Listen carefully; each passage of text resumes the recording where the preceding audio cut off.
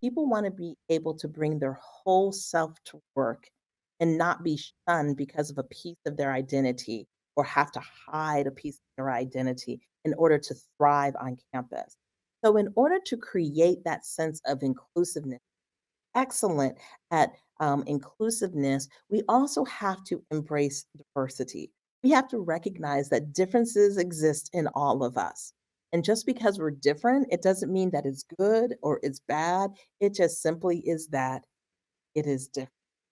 And we have to appreciate that those differences make us stronger. So when we're trying to work on a group project, people will have been socialized differently. I don't care if everybody might be homogeneous as a Caucasian person, somebody has more money. Their socioeconomic status is higher than someone else's in the group. Somebody was from rural America and somebody was from urban America. Somebody is from the North and from the South. Somebody is Protestant, somebody's Catholic, and somebody is Jewish, and somebody might be Buddhist. Or the most popular form of faith identity is of no faith tradition, right? The nuns of the world. When you come to a table recognizing that everybody's going to draw from their background and look at that problem differently will help us to come up with better solutions. So diversity, whether it's in a classroom or if it is working on a student media project or if it is the faculty as they develop the curriculum, our differences can actually make us stronger because we're going to view the world differently. So that begins with all of us understanding, who am I? Like if you just did the exercise, if everybody on campus did the exercise and asked themselves, who am I, 15 times, and you have to have a different descriptor of yourself, not just an adjective, I'm happy, I'm positive, but parts of your identity. Who am I in my race? Who am I in my social economic status? Who am I in my religion?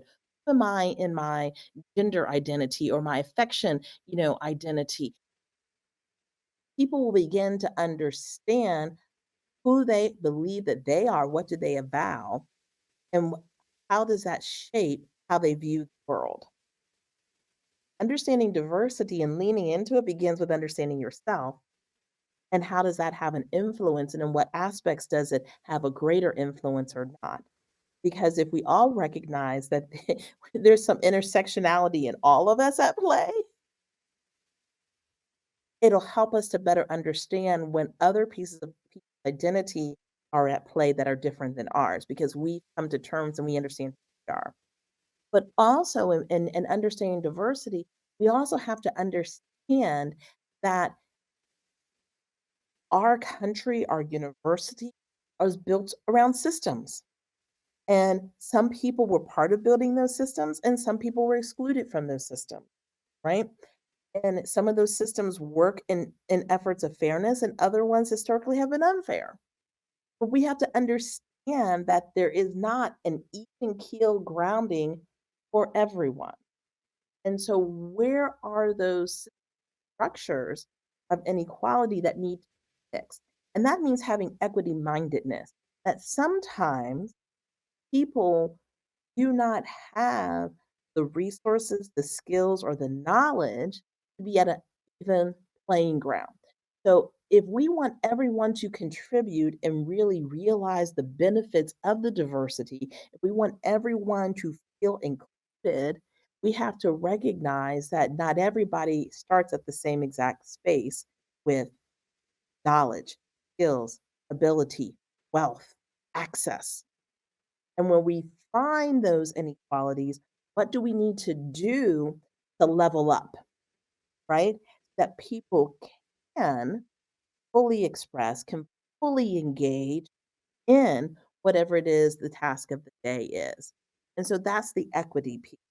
So at Elon, we're striving for inclusive excellence, right? In order to achieve inclusive excellence, everybody has to understand that we are not monolithic, single identity. So, what are our identities? Each of us have to understand ourselves. We have to understand the difference, and we have to understand that the difference makes us better, right?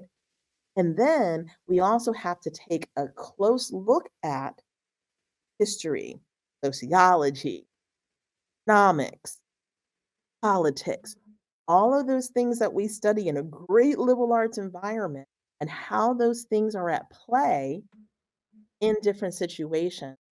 Where are areas that we need to create greater fairness, greater access, so that people can indeed have inclusive excellence?